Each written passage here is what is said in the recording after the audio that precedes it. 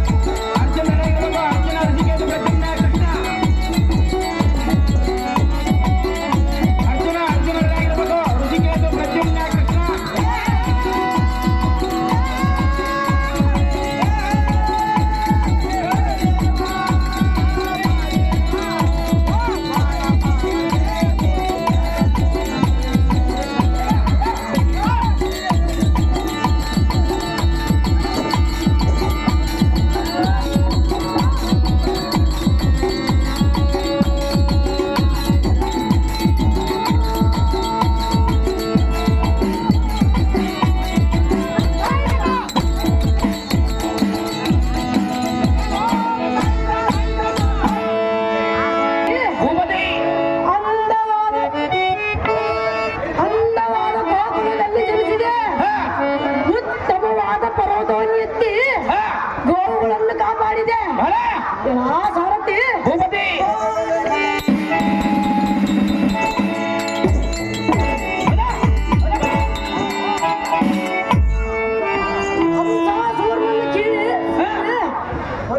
ಕೊಲ್ಲಿದ ಬಾಲಕೃಷ್ಣ ಮೂರ್ತಿ ನಾನಲ್ಲವೆನಲ್ಲ ಸಾರಥಿ ಮತ್ತೆ ಯಾವನಿಗೆ ಜಾಗೃತಿ ಚೆನ್ನಾಗಿ ಹೇಳಿ ಭೂಪತಿ.